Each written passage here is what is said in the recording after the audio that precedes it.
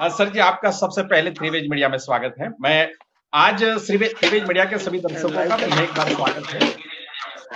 आज हमारे साथ जो विशेष अतिथि है, जिनका एक रिकॉर्ड रहा है भारत के संसद में, जिनकी प्रेजेंटी जो रही है भारतीय संसद में वो लगभग 100% है, जिनका डिबेट में सबसे ज्यादा हिस्सा रहा है, जिन्होंने सबसे ज्यादा सवाल पूछे हैं और सबसे ज्यादा प्राइवेट जो बिल होते हैं किसी भी कानून के, उसको सांसद में लाने के लिए जो देश के दूसरे नंबर के वो सांसद माने जाते हैं और पैसे से साहब जी लेप्रोस्कोपिक सर्जन भी है और किसी पेशेंट की सर्जरी करते हुए वो देश के संसद की भी एक तरह से अपने तरीके से एक सर्जरी कर रहे हैं। तो सबसे पहले हम स्वागत करते हैं माननीय किरीट भाई, डॉक्टर किरीट भाई सोलंकी, आपका थ्री वेज मीडिया में सबसे पहले स्वागत है। नमस्कार। नमस्कार, आपका बहुत बहुत धन्यवाद। सर मैं यही पूछना चाहता हूँ कि अभी अहमदाबाद पश्चिम जो है ये सुरक्षित चुनाव क्षेत्र है, रिजर्व चुनाव क्षेत्र है। आपका जो है सांसद में जो भी काम बनता है, सबसे पहले आप SC/ST वेलफेयर एसोसिएशन के अध्यक्ष भी रहे, तो ये SC/ST समुदाय की शैक्षणिक और स्वास्थ्य ये समस्याएं क्या है और उसका आपको एक कैसे अनुभव आया, एक सांसद एक वेलफेयर एसोसिएशन के अध्यक्ष के रूप में आपको इन प्रश्नों का एक कैसा जायजा लिया, क्या लगा आपको? जैसे कि बताया आपने कि मेरा संसदीय क्षेत्र अहमदाबाद पश्चिम है, उसमें 7 विधानसभा क्षेत्र पड़ते हैं।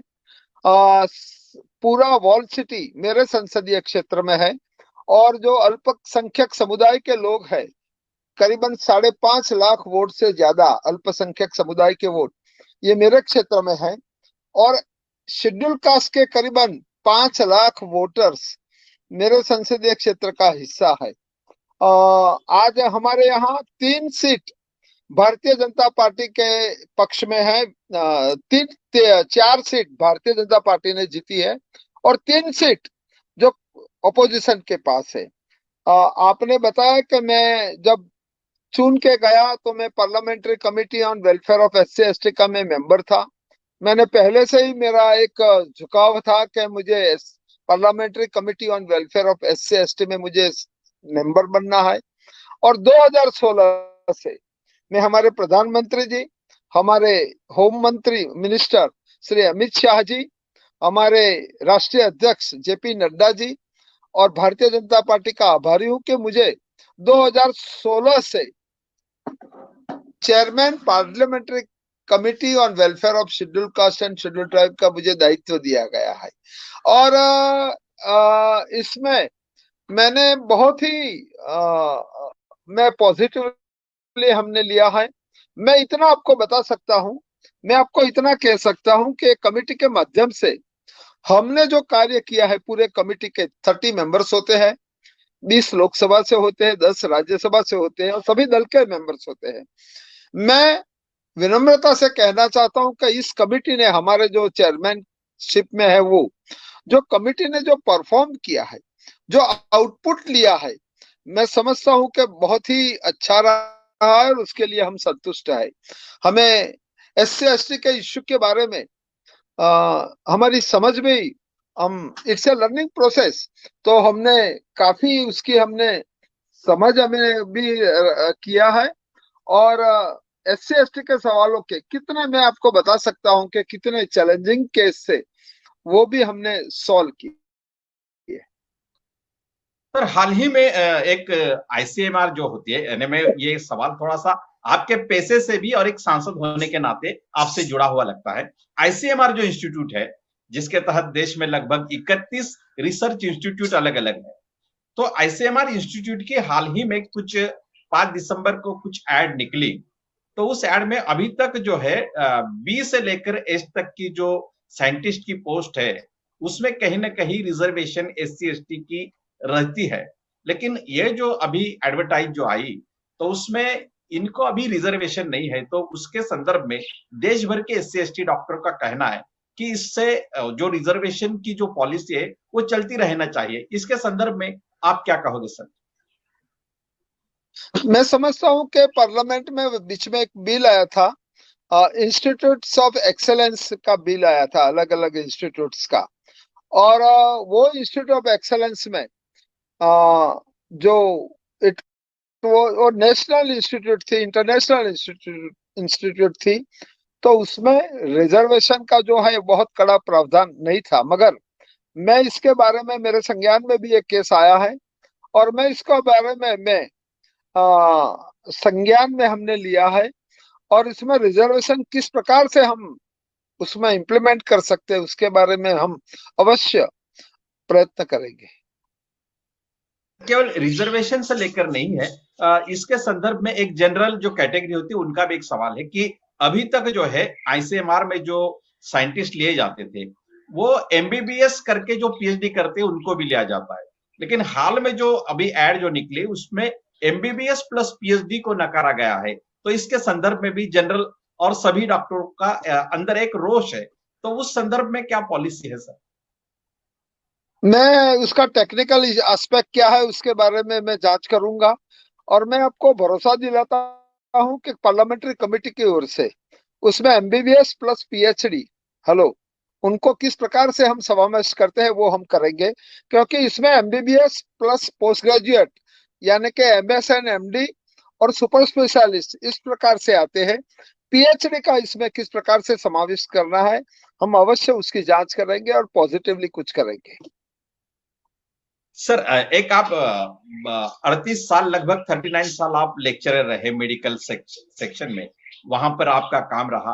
राजनीति में आप जो कदम रखे, क्या आपके परिवार से कोई राजनीति से ताल्लुक रखता था या इसके संदर्भ में कोई अनुभव आपको था? ऐसे तो मेरे परिवार से कोई एक्टिव पॉलिटिक्स में, राजनीति में नहीं था, मगर मेरे पिताजी जो पेशे से शिक्षक थे, मगर उनका बहुत ही सार्वजनिक अनुभव था। उनकी रुचि थी कि सार्वजनिक जो है एससी एसटी के लिए एक कार्य करना, एससी एसटी लोगों के उत्थान के लिए कुछ करना, उसके लिए वो बहुत रुचि रखते थे। और मेरे पिताजी पर बाबा साहेब अम्बेडकर के बहुत ही प्रभाव था, गहरा प्रभाव था।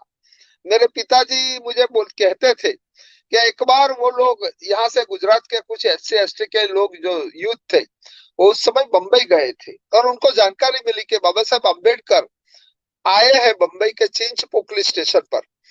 तो वो लोग वहां पहुंच गए और सुबह में बाबा साहेब अम्बेडकर अपने ट्रेन के सलून में बड़ा चाय का मग से चाय पी रहे थे, तब उनकी मुलाकात हुई।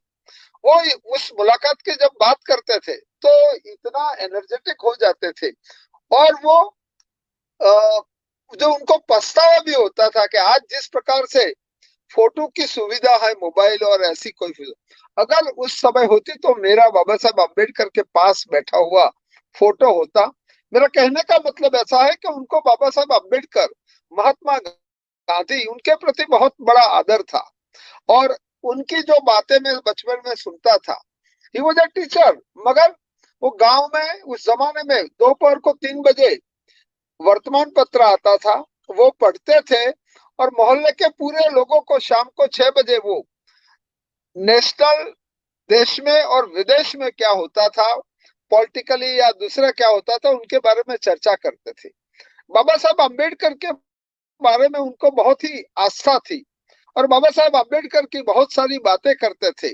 तब एक स्टूडेंट जब मैं था, तब मैं जाने अनजाने में बाबा साहब अम्बेडकर के प्रति मेरा भी बहुत एक जो हुआ रुचि हुआ और बाबा साहब की पुस्तक में पढ़ता था। इसके बाद हमारे यशस्वी प्रधानमंत्री जब गुजरात में थे, तब से मुख्यमंत्री, तब से उनका कार्य करने का जो तरीका था, गरीबों के लिए उनका कार्य करने का तरीका था, चाहे वो दलित हो, वनवासी हो, किसान हो, ओबीसी समाज से हो, महिला हो, तब से भी नरेंद्र भाई मोदी जी की जो पॉलिटिक्स थी उनसे भी मैं बहुत इम्प्रेस था। मुझे उनकी पॉलिटिक्स से मैं जुड़ा हुआ था, मुझे बहुत पसंद थी और वो मुझे जानते थे। मैं यहाँ सर्जिकल प्रैक्टिस करता था अहमदाबाद में और मेरे पास जो मरीज आते थे वो अक्सर एससी एसटी समुदाय और गरीब समुदाय से लोग आते थे। तो मैं बहुत ही जो चैरिटी के बेस पर उनका सर्जरी करता था। आप नहीं मानोगे, उस जमाने में हम 1,000, 1,500, 1,800, 2,000, ज्यादा से ज्यादा कोई बड़ी सर्जरी है तो हम 5,000 रुपया चार्ज करते थे। और आई वॉज वेरी पॉपुलर, तो उनका भी मेरे पर प्रभाव था। तो मेरा स्पष्ट मानना है कि मेरी जो राजनीति में आने पर, चाहे परिवार से कोई नहीं था, मगर पिताजी का जो सार्वजनिक जीवन का अनुभव था, पिताजी के बाबा साहेब अम्बेडकर, महात्मा गांधी के प्रति जो आस्था थी, नरेंद्र भाई मोदी जी के प्रति जो मेरी आस्था थी, वो बहुत ही बड़ा विषय था। और इसकी वजह से मैं राजनीति में आने के बाद, मैं चाहे मैं कुछ भी जो सफलता हुई है, तो उनका पूरा श्रेय इनको जाता है। कभी कभी पिताजी बोलते थे, वो मैं पार्लियामेंट में मैं कोट करता हूँ लेक्चर्स में, मेरे लेक्चर्स में मैं उनके वाक्यों को कोट करता हूँ। ये बहुत बढ़िया बात आपने रखी कि आपके पिताजी की जो आस्था रही बाबा साहब अम्बेडकर और महात्मा गांधी के विचारों से उनकी रही, और आपका भी अभी राजनीति से जो आस्था, तो ये एक सर्जन के रूप में आपने जो काम किया, जो बहुत दबके कुचले समाज के लोगों की आपने वैद्यकीय क्षेत्र में कम पैसों में सेवा भी की, तो एक सांसद बनने के बाद आपका अनुभव क्या इसमें बदलाव आया कि क्या आपको करना चाहिए, सबसे प्रायोरिटी आपने किस चीज को दी कि किस किस काम को हम प्रायोरिटी दें?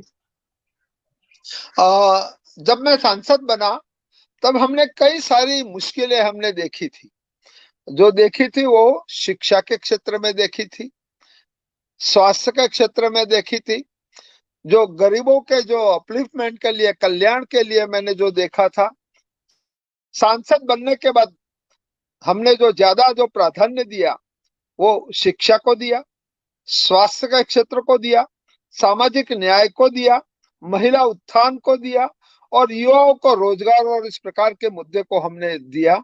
और मुझे पूरा संतुष्टि है कि जो जो मैंने जो जो प्रायोरिटी जो मैंने तय की है, वो मेरी बहुत ही जो जो अनुभव से आई हुई प्रायोरिटी थी।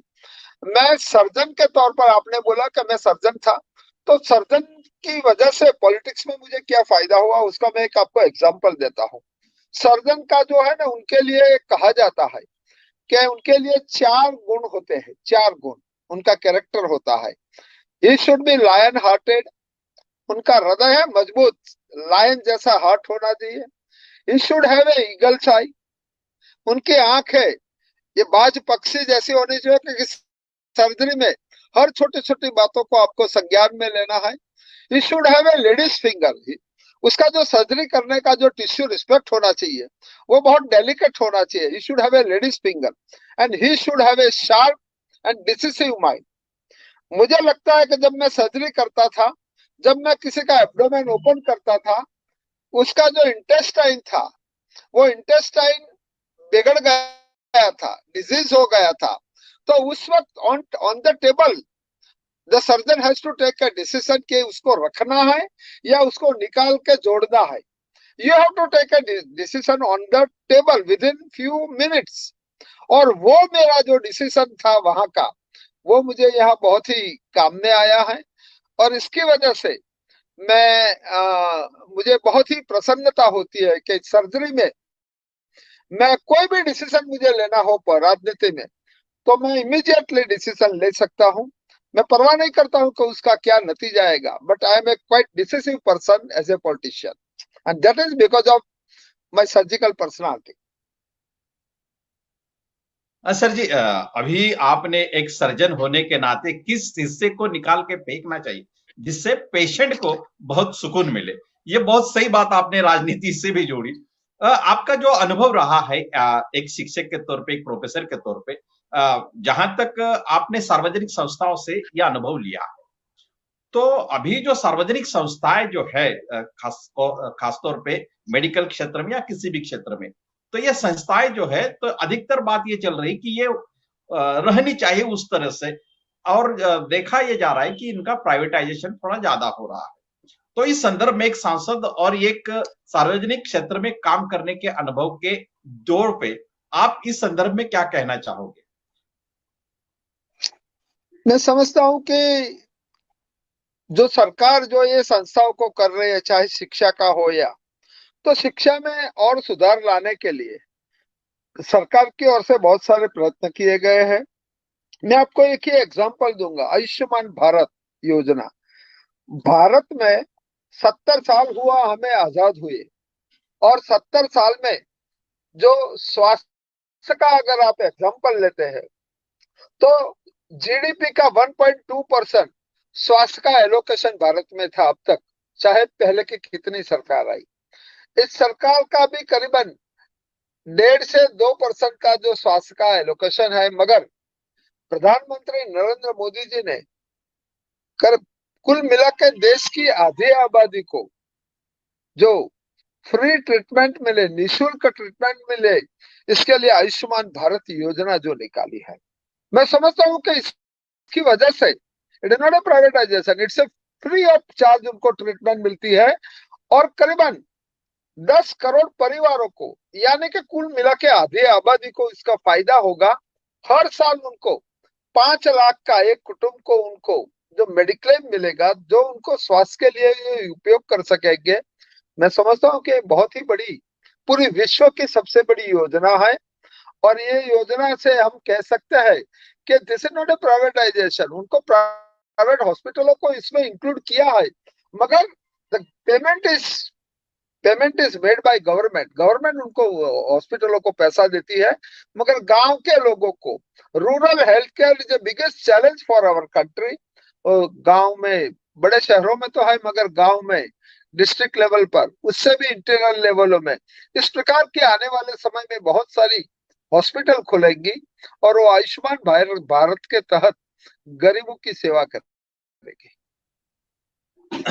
पर इस संदर्भ में सर, एक मैं आप वैद्यकीय क्षेत्र से जुड़े होने के नाते, देश भर में जो प्राइमरी हेल्थ सेंटर जो है, देश भर के गांव में जो बसे हैं, तो उनको भी एक ताकत देने की एक जरूरत है कि गांव के देहातों में जो लोग बसते हैं, कि उनकी हेल्थ की जो प्राइमरी समस्या है वो सुलझ जाए। तो इस संदर्भ में आने वाले दिनों में एक सांसद के रूप में और सरकार के पक्षधर होने के नाते, इस संदर्भ में क्या अगली कुछ योजनाएं होने जा रही है? इस संदर्भ में कुछ नई बातें हो रही सर, क्या कहोगे? हमारी सरकार ने, हमारी नरेंद्र मोदी जी की सरकार ने जो प्राइमरी हेल्थ सेंटर को मजबूत करने के लिए उनको वेलनेस सेंटर में कन्वर्ट किया गया है। और पूरे देश में लाखों की संख्या में जो पीएचसी है, उनको वेलनेस सेंटर में उनको किया गया है। मैं मानता हूं कि इसमें और भी वो और एम्पावर्ड हो, वहां डॉक्टर वहां रुकना चाहिए, क्योंकि वहां डॉक्टर होते नहीं है गांव में, कभी कभी डॉक्टर नहीं होते, तो डॉक्टरों को वहां रुकने के लिए हमें व्यवस्था करनी चाहिए। और गांव में जो मरीज को है, चाहे एक जमाने में इन्फेक्टिव हेड डिजीज पर हम ज्यादा फोकस करते थे, आज इन्फेक्टिव डिजीज, ट्यूबरक्यूलोसिस, ये जो है स्मॉल पॉक्स, ये सब कई हम क्योर भी कर चुके हैं, मलेरिया वो सब।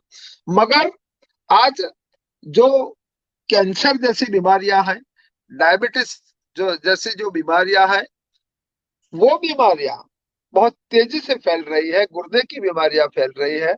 हमें उसमें कंसंट्रेट करके इस प्रकार की बीमारी को भी रोकना चाहिए। और डॉक्टर गांव में रुकना चाहिए, गांव में। मैं इंडियन नर्सिंग काउंसिल में मैं मेंबर था, और तब हमने इंडियन नर्सिंग काउंसिल में हमने एक निर्णय लिया था कि गांव में, रूरल हेल्थ केयर में डॉक्टर हाजिर नहीं रहते हैं, तो वहां प्राइमरी ट्रीटमेंट के लिए जो नर्सिंग स्टाफ होता है, जो अनुभवी, जो सीनियर होता है, उनको हमने एक प्रैक्टिसिंग नर्सिंग कोर्स हमने शुरू करवाया। और वो जो फर्स्ट एड ट्रीटमेंट गांव में होता है, वो उनको दे सके, उनको प्रिस्क्राइब कर सके। इस प्रकार की सरकार को हमने किया, सूचित किया, और सरकार ने उसका स्वीकार भी किया। मैं समझता हूँ कि पीएचसी को मजबूत बनाना, अगर देश में स्वास्थ्य केयर, हेल्थ केयर हमें अगर मजबूत करनी है, तो हमें पीएचसी को मजबूत करना पड़ेगा।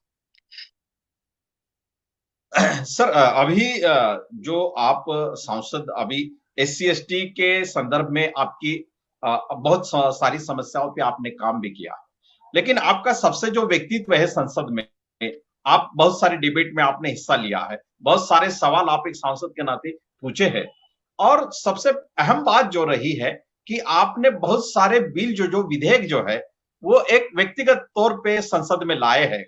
तो इन बिलों के पीछे आपकी सोच क्या है?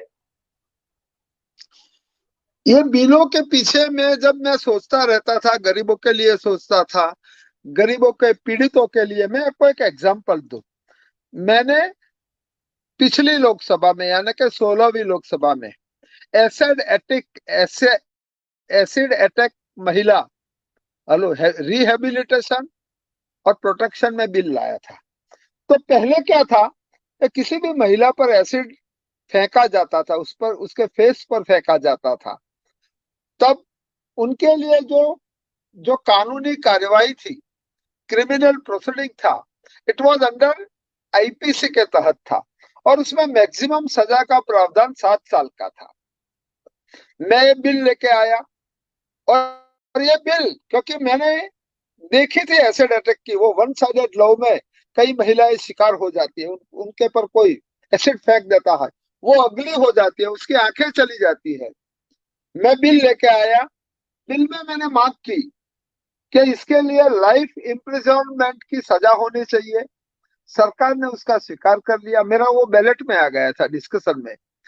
नरेंद्र मोदी जी सरकार ने उसका स्वीकार कर लिया। मैंने ये मांग किया कि उनको कॉस्मेटिक सर्जरी करनी पड़ती है, तो एक दो सर्जरी से काम नहीं चलता है, उसमें सीरीज ऑफ सर्जरी करनी पड़ती है। कभी कभी आपको 10, 15, 17 इतनी सर्जरियां करनी पड़ती है। तो उसका खर्च पूरी तरह से, उसका जो खर्च है उसका वो सरकार उठाए, ऐसी मांग की। सरकार ने भी इस मांग को स्वीकार कर लिया। और मैंने एक और मांग कही कि प्रिवेंशन के लिए, इस प्रकार के हादसे ना हो, इसके लिए एसिड की बिक्री पर रोक लगनी चाहिए। आपको पता होगा, आपने भी शायद अनुभव किया होगा कि कुछ समय पहले किराने के स्टोर पर एसिड की बोतल मिलती थी जिससे हम लोग टॉयलेट क्लीन करते थे। आज आप देखोगे तो वो नहीं मिलेगी आपको। That is because of my demand के ये नहीं मिलना चाहिए। उनको ही बिक्री हो सकती है जिनके पास लेबोरेटरी का लाइसेंस होता है। भारत सरकार ने ऐसे तो कई सारे मुद्दे हमारे स्वीकार कर लिया। और मैंने जब इसके लिए मैं चर्चा में सदन में खड़ा हुआ था, करीबन 3 शुक्रवार प्राइवेट मेंबर बिल का दिन होता है, 3 शुक्रवार तक करीबन 38 मेंबर ऑफ पार्लियामेंट ने उसमें हिस्सा लिया था और उसकी डिबेट की शुरुआत मैंने की थी। और मैंने डिबेट की शुरुआत में मैंने ये वाक्य बोला था कि अगर किसी महिला पर रेप होता है, बलात्कार होता है, उसकी हत्या हो जाती है, वो बहुत ही जघन्य अपराध है। मगर अगर कोई एसिड पीड़ित महिला जो बच जाती है और हर सुबह में वो उठती है, तब देखती है, तब वो महसूस करती है कि शी इज बीइंग किल्ड। हर दिन सुबह उसको जो हत्या का अनुभव होता, कॉन्फिडेंस बढ़े, उनका जो उनको उन, उन, उन, उनका जो रिहेबिलिटेशन हो, इस प्रकार का इस बिल में प्रावधान था। ऐसे कई सारे बिल मैंने लाया हूँ। मैंने अभी अभी भी एक बिल मैंने रखा है पार्लियामेंट में। वो बिल का सब्जेक्ट क्या है कि आजकल जोमेटो, आजकल वो जो फ्लिपकार्ट, उसमें लोग देने जाते हैं, खाने का देने जाते हैं घर पे बच्चे, उनको कोई उनका नहीं होता है। काम करने का जो अवर्स कितना होना चाहिए वो नहीं है। वो सुबह से शाम तक 15-15, 18-18 घंटे वो लोग काम करते हैं, उसको वेतन भी नहीं दिया जाता है। तो ऐसे लोगों को जो ले जाते हैं, उनके लिए भी काम की जो उनकी होने चाहिए। इसी प्रकार जो हाउस होल्ड काम करने वाली जो गरीब महिला होते हैं, पुरुष होते हैं, जो घर में काम करते हैं, उनके लिए भी उन पर कोई हिंसा ना हो, उनका कोई इंसल्ट ना हो, उनको समय समय पर छुट्टी मिल सके, उनका पैसों का जो है वो ठीक तरह से मिले। इस प्रकार का हाउस होल्ड वर्कर्स बिल भी मैं पार्लियामेंट में लेके आया हूँ। शिक्षा के बारे में, अगर किसी को जो बीमारी कुछ होती है स्कूल में, तो एक छोटा सा फर्स्ट एड का बॉक्स होता है, उसमें एक सावलोन या बीटाडिन की बोतल होती है, कुछ बैंडेज होता है। मैं ऐसा बिल लाया कि compulsory medical preparedness in school, चाहे कोई भी स्कूल हो, सरकारी हो या प्राइवेट हो, उसमें एक डिस्पेंसरी होनी चाहिए, एक क्लिनिक होनी चाहिए, वहां डॉक्टर और नर्स मौजूद होना चाहिए, जो प्राइमरी जो कोई इश्यू आता है तो वो बच्चों को एड्रेस कर सके।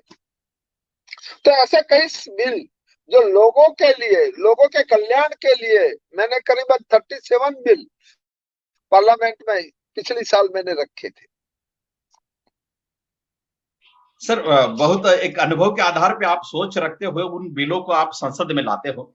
एक पिछले दिनों से कुछ सवाल और उठा है तो पूरे देश भर में कि 10वीं के बाद जो SC ST के स्टूडेंट होते हैं उनको जो शिष्यवृत्ति मिलती है, स्कॉलरशिप मिलती है, तो वो लगभग कुछ महीनों सालों से वो अ, अ, उसे भेजा नहीं गया, वह उसका डिस्ट्रीब्यूशन नहीं हुआ है। तो शायद ये केंद्र सरकार के अख्तियारी में आता है ये विषय। तो इस संदर्भ में आपकी कुछ जानकारी है या इस संदर्भ में कुछ चर्चा या कुछ इस संदर्भ में आप बात कहना चाह रहे हो? नहीं, ये जो आपने प्री मैट्रिक शिष्यवृत्ति की बात बोली, मेरे संज्ञान में भी आया है। मगर पोस्ट मैट्रिक शिष्यवृत्ति नरेंद्र मोदी जी की सरकार ने कुछ दिन पहले एक बहुत बड़ा फैसला लिया और पोस्ट मैट्रिक शिष्यवृत्ति का बहुत बड़ा इजाफा किया है। हेलो, और इसके लिए मैं सरकार को और प्रधानमंत्री जी को आभार व्यक्त करता हूं।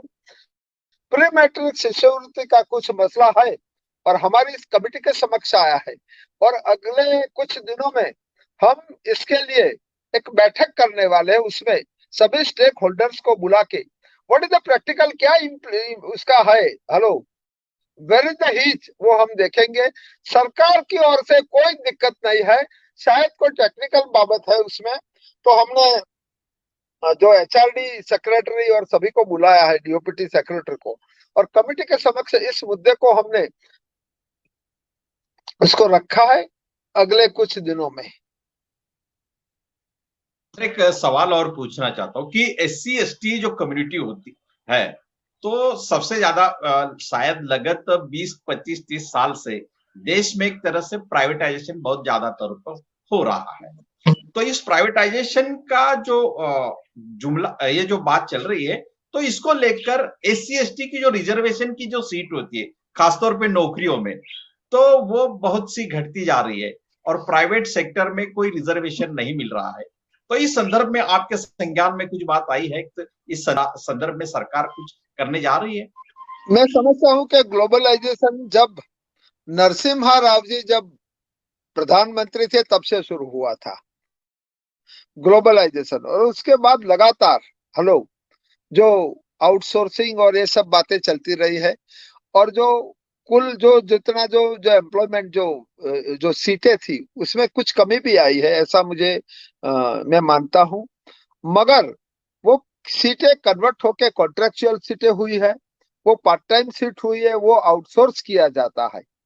तो जब सरकार की पॉलिसी है तब हमारी कमेटी की ओर से हमने हमने सरकार से हमने जो एक्शन टेकन रिपोर्ट रखा था, और सरकार ने उसका स्वीकार भी किया है कि चाहे जो भी उसको कन्वर्ट करके जो कॉन्ट्रेक्चुअल पोस्ट होती है, जो आउटसोर्स पोस्ट होती है, जो पार्ट टाइम पोस्ट होती है, उसमें भी रिजर्वेशन पॉलिसी का पूरा इम्प्लीमेंटेशन होना चाहिए। सर, एक अनुभव, एक सांसद के रूप में आप तीसरी लोकसभा सीट सांसद के रूप में आप लगातार काम कर रहे हो। आपका ऐसा अनुभव क्या है कि जो आपको इस संदर्भ, इस मंच पे आप देश के साथ साझा करना चाहते हो, जो अनुभव आप एक विशेष अनुभव के तौर पे बताना चाहोगे? मैं बहुत सारे जो एक सांसद के तौर पर मैंने अपने क्षेत्र के लिए भी कार्य किया है, मैंने गुजरात के लिए भी किया है और पूरे देश के लिए किया है। मगर मैं UGC की बात का एक एग्जांपल आपको दूंगा। 2005 का जो यूनिवर्सिटी ग्रांट्स कमीशन का जो नोटिफिकेशन था, वो उसमें रिजर्वेशन का रोस्टर 200% था, 200%। और वो यूनिवर्सिटी को यानी कि विश्वविद्यालय को माना जाता था रिजर्वेशन के लिए यूनिट। इसके बाद 2016 में, शायद 2016 में इलाहाबाद हाईकोर्ट ने बड़ी चैलेंज इट, और उन्होंने यूनिवर्सिटी को यूनिट मानने के बजाय उन्होंने मांग किया कि subject should be the unit. और इलाहाबाद हाई कोर्ट और बाद में सुप्रीम कोर्ट ने उसको मान्य कर दिया। इससे क्या हुआ कि जो 200 पॉइंट रोस्टर था यूजीसी में, वो घटकर 13 पॉइंट रोस्टर हो गया। मैं चेयरमैन था उस वक्त, मेरे संज्ञान में यह बात आई। मैंने व्हाट्सएप पर देखा तो मैंने अहमदाबाद में हमारे कई प्रोफेसरों से बात किया। उस वक्त पार्लियामेंट का सेशन चलता था, तो उन्होंने बोला कि ये सही हुआ है और रिजर्वेशन पे गाजगिरी है। तो हमने सुओ मोटो एक बैठक मेरे एज ए चेयरमैन मेरे कमेटी के खंड में मैंने बुलाई, और मैंने सभी स्टेक होल्डर को, UGC chairman, secretary HRD, secretary DOPT, secretary law, सबको मैंने बुलाया। Secretary social justice, secretary tribal, सबको बुलाया और हमने एक कमेटी की रचना की। और मुझे कहते हुए बहुत प्रसन्नता होती है कि हमारी सरकार ने उस वक्त, Prakash Javadekar ji was the minister of HRD minister थे, उन्होंने, मैं जब मिला तब मुझे बोला कि जैसे आप बोलोगे ऐसे हम करेंगे। तो उस वक्त सुप्रीम कोर्ट ने जो उसको यश किया था, तो हमें एक एसएलपी लगानी पड़ी सुप्रीम कोर्ट में, स्पेशल लीव पिटीशन। सरकार ने एसएलपी लगाई मगर हम हार गए। एसएलपी ने भी जो जो जजमेंट था उसको सही ठहराया। उसके बाद 2019 का चुनाव था, कुछ 4-6 महीने का बात था।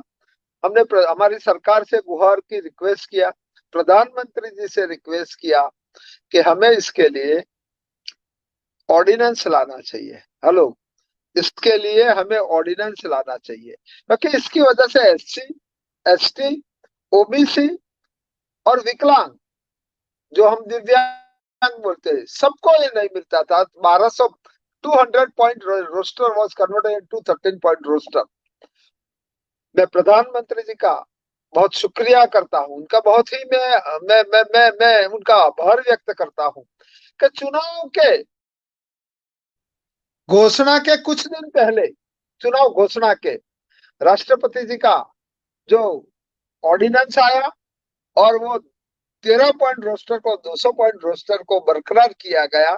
और जब 17वीं लोकसभा चुनकर आई तब उसके पहले सेशन में पार्लियामेंट में बिल लाकर उसको पारित किया गया। आज 200 पॉइंट रोस्टर यूजीसी में है। ऐसे तो कई सारे एग्जाम्पल हमारे साथ है।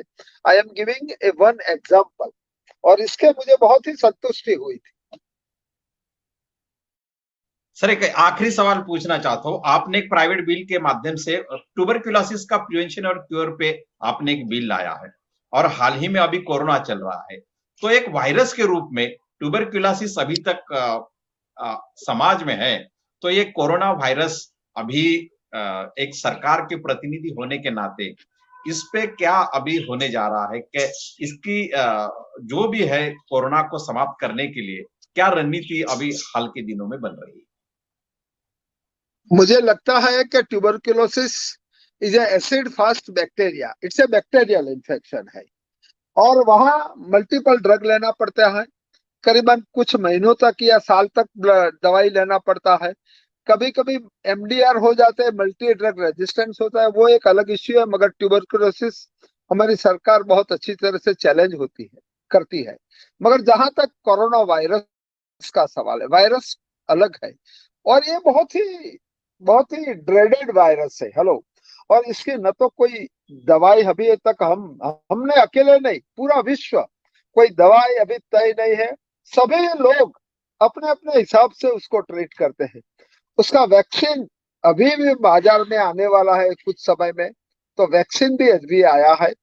मगर कोरोना में जो वायरस में क्या होता है, उसका म्यूटेशन होता है तो चेंज करता है।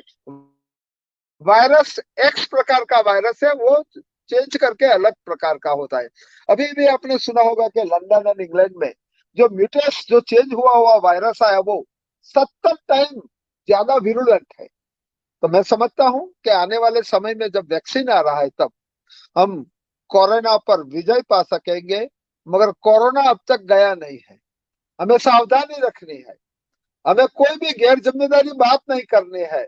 मगर उसका जो फॉर्मेट रहेगा वो मास्क रहेगा, washing of hand and sanitization of the hand रहेगा, 2 गज की दूरी हमें बना के रखना है, हमें क्राउड में इकट्ठा नहीं होना है, हमें सरकार की सभी सूचनाओं का हमें पालन करना है, और सरकार आज उसको टेस्टिंग एंड ट्रेसिंग करती है। ज्यादा से ज्यादा टेस्टिंग करके जो पॉजिटिव पाया गया उसका ट्रेसिंग करे, उसका किसके किसके वो कांटेक्ट में आए थे। मैं समझता हूं कि अगर ये करते हैं और फिर वैक्सीन आ जाता है, तो आने वाले समय पर नए साल में 2021 के साल में हम अवश्य कोरोना पर विजय पा सकेंगे। मगर कोरोना चला नहीं गया है, वो हमें याद रखना होगा। और आपके सभी दर्शकों को भी मैं नए साल की बहुत बहुत शुभकामनाएं देता हूं, और मैं आपका भी आभार व्यक्त करता हूं कि आपकी वजह से हम फेसबुक लाइव पर आके बहुत हजारों लाखों लोगों तक हमारे विचार को हम आगे बढ़ा सके। धन्यवाद, आपने जो थ्री वेज मीडिया को थैंक यू। अपना अमूल्य समय दिया।